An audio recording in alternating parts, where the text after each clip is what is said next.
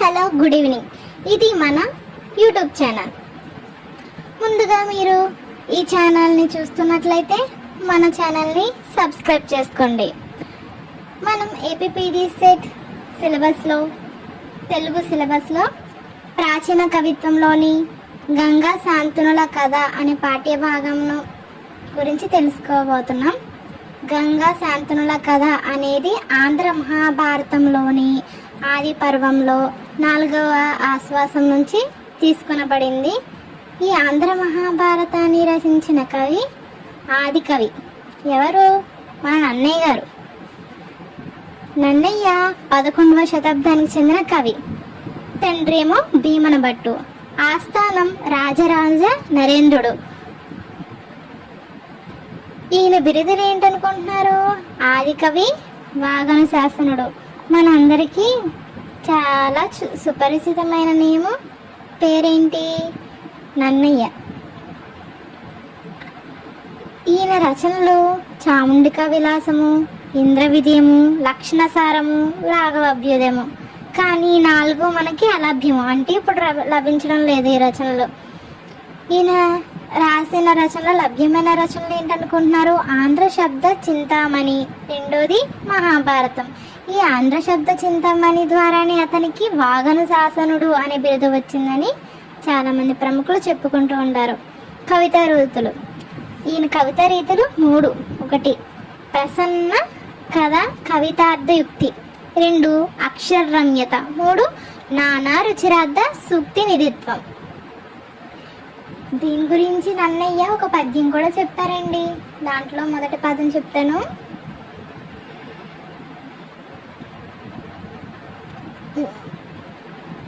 లిఖించిన శాసనాలేమో నందంపూడి శాసనం, 2 మండ శాసనం. తెలుగు పద్య విద్యకు ఒక చక్కని రూపాన్ని కల్పించిన కవి నన్నయ్య. గాసడ బీసడగానున్న తెలుగు కవితకు ఒక చక్కని రూపాన్ని కల్పించిన కవి నన్నయ్య. నన్నయ్యని చాలామంది చాలా విధాలుగా పేర్కొన్నారు. అందులో ముఖ్యమైనది ఋషి వంటి నన్నయ్య రెండవ వాల్మీకి అని విశ్వనాథ సత్యనారాయణ ప్రశంసించారు.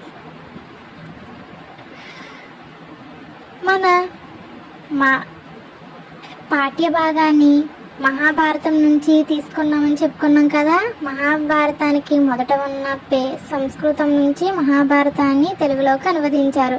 ఆ సంస్కృతంలో ఉన్న మహాభారతానికి పేరు జయేతిహాసం. మొదటగా అలాగే పిలిచేవారు. ఇంతకీ మీకు ముందు ఒక విషయం చెప్తాను అన్నాను కదా, ఏంటది?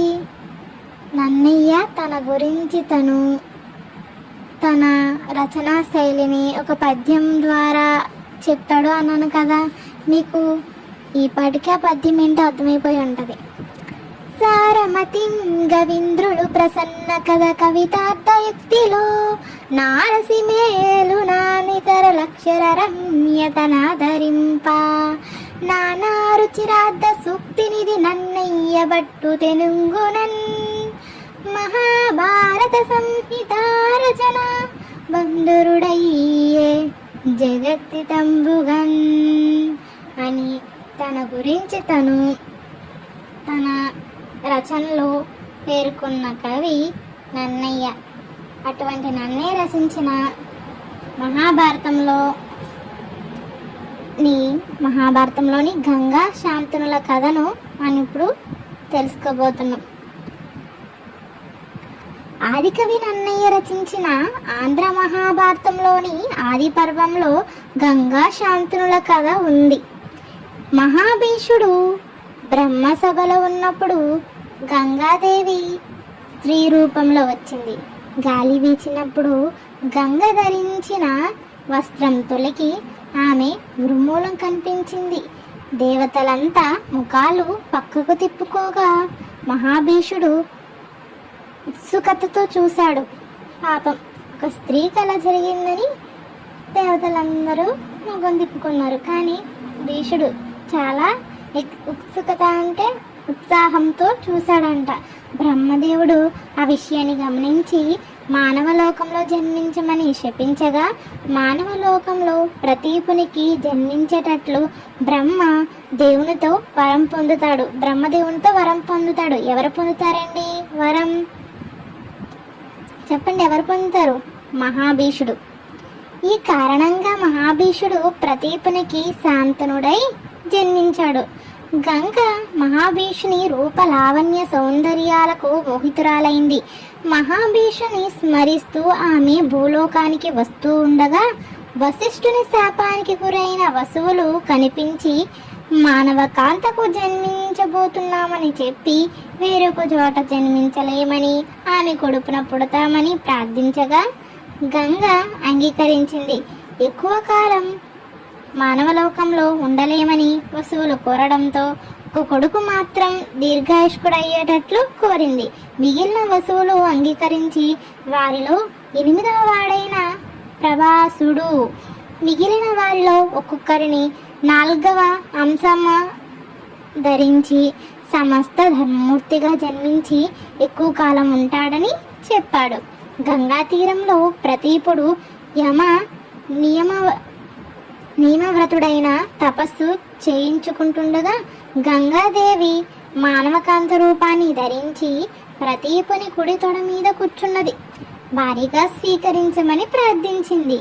ప్రతీపుడు తను అగ్నిసాక్షిగా పెళ్లాడిన భార్యను తప్ప మరొక స్త్రీని మనసులో కూడా తలంచనని చెప్పాడు. కుమారుడు కూర్చోవటానికి అర్హమైన కుడి తొడ మీద కూర్చోవడం వల్ల తన కుమారునకు భారీగా ఉండమని ప్రతీపుడు చెప్పాడు. గంగ దానికి సమ్మతించి అదృశ్యమైంది. ఇక్కడ మీరు ఒకటి గమనించారా?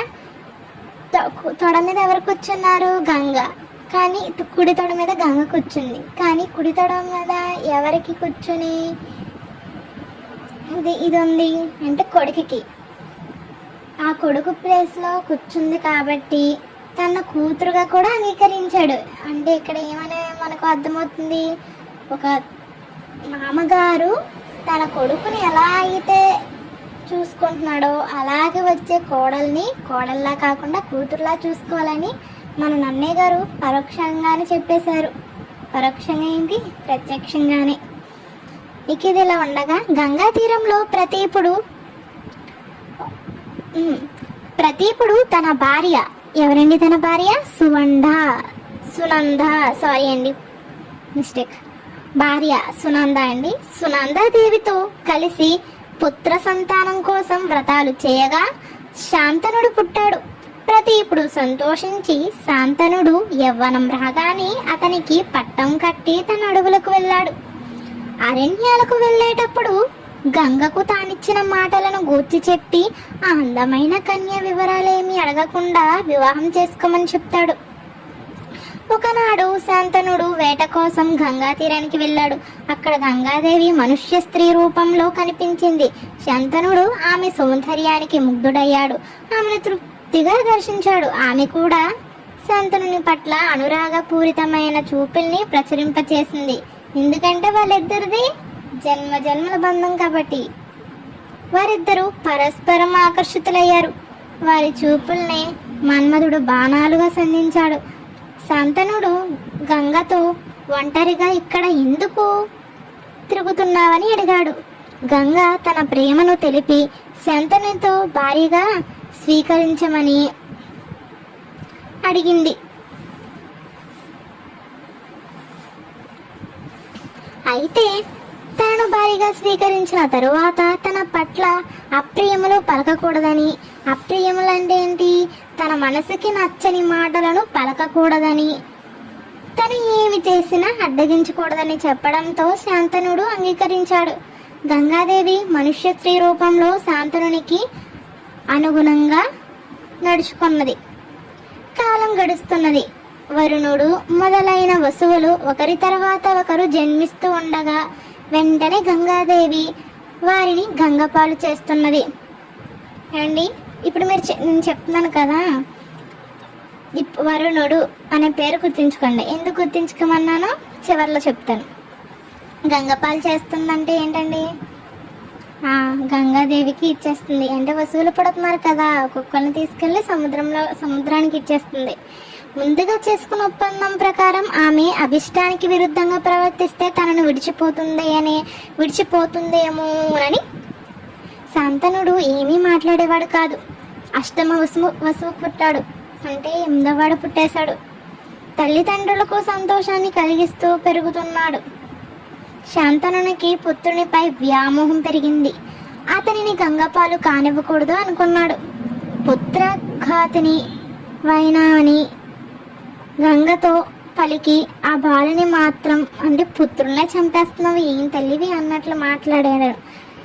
ఆ శాంతనుడు ఆ పుత్రుని మాత్రం విడవనని గంగతో శాంతనుడు పలికాడంట. అప్పుడు గంగాదేవి శాంతనుడితో, నీతో సాంగత్యం ముగిసింది, అంటే ఏంటి, సావాసం ముగిసింది. నేను పవిత్రమైన గంగా నదిని. నీకు నాకు జన్మించిన వారంతా వశిష్ఠుని శాపం వలన పుట్టిన వసువులు. వారు వేరొక చోట పుట్టలేమని, నా గర్భంలో పుడతానని, మానవ లోకంలో ఎక్కువ కాలం ఉండలేనని మమ్మల్ని ముక్తుల్ని చేయమని ప్రార్థించారు. దేవహితం కోసం నేను మానవకాంత రూపాన్ని ధరించి వీరిని కన్నాను. దీనివల్ల నీకు పుణ్యలోకాలు శాశ్వతంగా ప్రాప్తిస్తాయి. ఈ అష్టమ పుత్రుడు సకల ధర్మమూర్తి లోకహితం కోసం మానవ లోకంలో చాలా కాలం ఉంటాడు అని చెప్పింది. శాంతనుడు గంగ చెప్పినదంతా విన్నాడు. వసువులు వ్యసనాలు లేనివారు, దేవతలు లోకవంద్యులు కదా,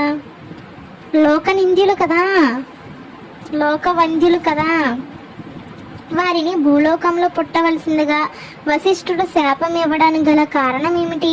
వసువులందరూ స్వర్గానికి వెళ్ళగా ఈ అష్టమ వసువు ఎక్కువ కాలంలో భూలోకంలో ఉండడానికి కారణం ఏమిటి అని శాంతనుడు ప్రశ్నించగా, గంగాదేవి వశిష్ఠుడు అష్టమ వసువుల్ని శపించిన తీరును శాంతనునికి వివరించింది. గంగ శాంతనుల కథను గమనించినప్పుడు వసువుల జననం కోసమే వీరిద్దరిని వివాహం జరిగిందని తెలుస్తుంది. ప్రతూపిని కోసం వెళ్ళిన గంగను అతను తన కుమారుని వరించమని చెప్పినప్పుడు ఆమె అంగీకరించింది. వసువులు మానవకాంత గర్భంలో జన్మించారని భావించి ఆమె గర్భాన జన్మిస్తామని కోరుకున్నప్పుడు అంగీకరించింది. అంటే జగత్ కళ్యాణం కోసమే గంగా శాంతనులకు భార్య అయి అష్ట వసువుల్ని కన్నదని తెలుసుకోవాలి.